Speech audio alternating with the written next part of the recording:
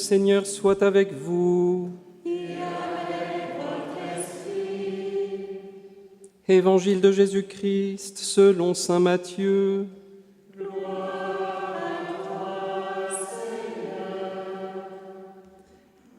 En ce temps-là, Jésus disait à ses disciples, « Lorsque vous priez, ne rabâchez pas comme les païens. Ils s'imaginent qu'à force de paroles, ils seront exaucés. Ne les imitez donc pas, car votre Père sait de quoi vous avez besoin, avant même que vous l'ayez demandé. Vous donc priez ainsi. Notre Père qui es aux cieux, que ton nom soit sanctifié, que ton règne vienne, que ta volonté soit faite sur la terre comme au ciel. Donne-nous aujourd'hui notre pain de ce jour. Remets-nous nos dettes, comme nous-mêmes nous remettons leurs dettes à nos débiteurs. Et ne nous laisse pas entrer en tentation, mais délivre-nous du mal. Car si vous pardonnez aux hommes leurs fautes, votre Père céleste vous pardonnera aussi. Mais si vous ne pardonnez pas aux hommes, votre Père non plus ne pardonnera pas vos fautes. »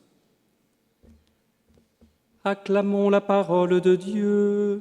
Louange à toi, Seigneur Jésus.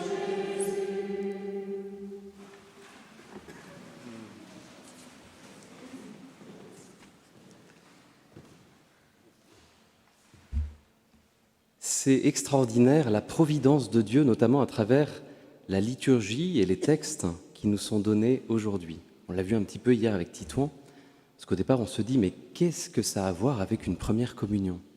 Et pourtant, il y a quelque chose de très profond. D'abord avec saint Paul, qui s'adresse aux Corinthiens. Les Corinthiens, vous savez, ils sont un petit peu comme chacun d'entre nous. Il y a des fois, ils se laissent séduire par d'autres doctrines, plus séduisantes, plus belles, peut-être qui donnent plus envie que ce mystère finalement que nous prêchons à temps et à contre-temps, ce mystère de la croix. La croix et la résurrection du Seigneur. Évidemment, nous sommes un peu comme les apôtres, nous sommes un peu comme ces premières communautés chrétiennes. On se dit, mais quand est-ce que la royauté sera rétablie ici ? J'entends comme les disciples, la royauté d'Israël, ce que disaient les apôtres à Jésus, avec un règne de paix, avec moins de problèmes. Et quand on regarde tous les conflits actuels, quand on regarde toutes les guerres à travers le monde, eh bien, il y a quelque chose de juste d'espérer la paix, d'espérer quelque chose, un monde meilleur. Alors voilà que dans la communauté de Corinthe, eh bien, il y en a qui commencent à s'écarter de ce qu'ils ont reçu des apôtres, notamment de Paul. D'où cette lettre que Paul adresse à Corinthe et qui rappelle dès le début le pourquoi de la vie chrétienne.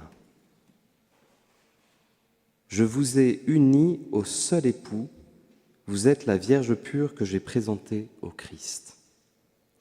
Voilà tout le mystère de la vie chrétienne.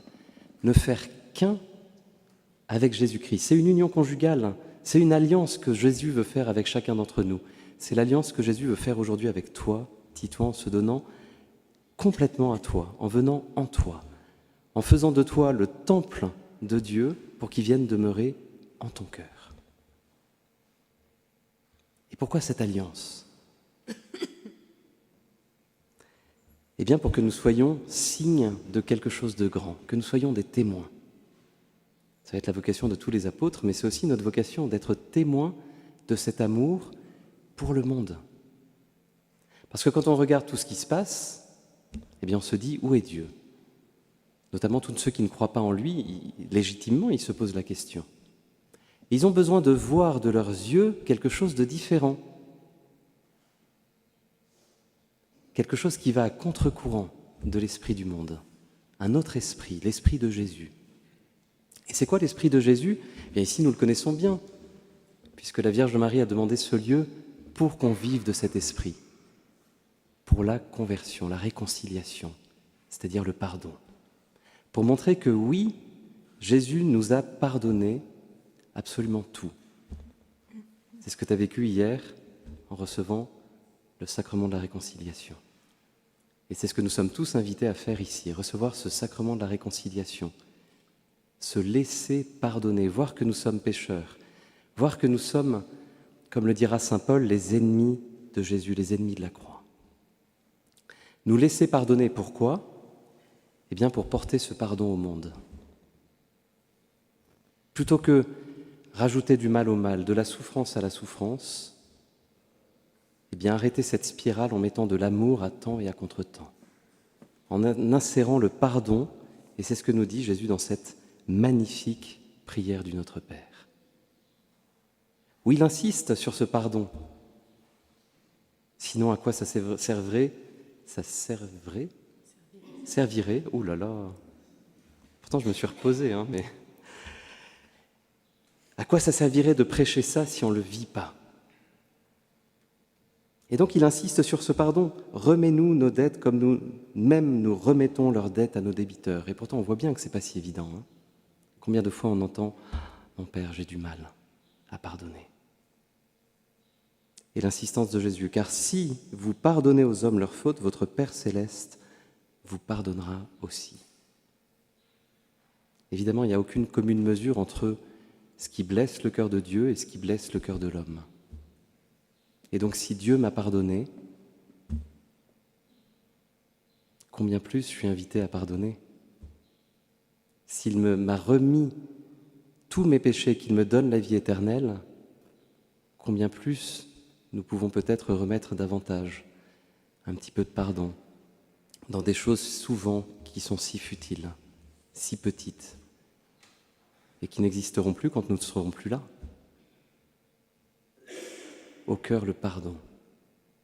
Mais voilà, pour vivre de ce pardon, on a besoin de cette force, de l'amour. On a besoin d'avoir en nous-mêmes l'amour de Dieu, d'avoir Jésus en nous, de vivre de son amour, d'où le sacrement de l'Eucharistie qu'il nous donne. Nous nourrir à la source de cet amour, le vivre à temps et à contre-temps à travers le sacrement de l'Eucharistie et le sacrement du pardon pour le porter aux autres.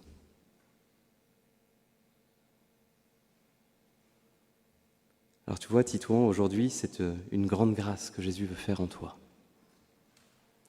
Et il y aura des combats dans ta vie, comme dans chacune de toutes les vies. Il y aura des joies et des combats.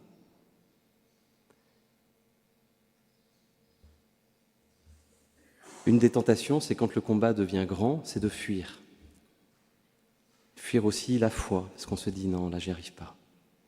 C'est tout l'inverse qu'il faut faire, c'est accrocher encore plus à Jésus-Christ, parce qu'on en a encore plus besoin dans les moments de combat. C'est comme une armée, quand elle part en guerre, c'est pas au moment de la déclaration de guerre qu'elle s'entraîne, elle s'entraîne avant. Et bien la même chose dans notre vie chrétienne. Tous les moments de paix, de sérénité, eh bien profites-en pour affermir cette relation de cœur à cœur avec Jésus. Pour que dans les moments de combat, eh bien tu puisses vivre de ce pardon. Que tu ne sois jamais, jamais dérouté. Que cette paix qu'on demande à chaque Eucharistie, la paix du cœur, la paix intérieure, elle puisse habiter en toi, que rien ne te trouble jamais, parce que tu as l'assurance d'être aimé de ton Père du ciel, et qu'il te donnera toujours cet amour, que, en toutes circonstances, il te donnera cette nourriture, la source de l'amour, que rien ne pourra te séparer de lui. Alors prions les uns pour les autres, que cette première communion soit l'occasion aussi de nous être renouvelés dans cette alliance avec Jésus, de nous fortifier dans cette foi, dans cet amour, et peut-être l'occasion d'entrer davantage dans ce pardon que nous recevons de Jésus, et puis peut-être l'occasion de l'apporter à ceux qui nous entourent. Amen.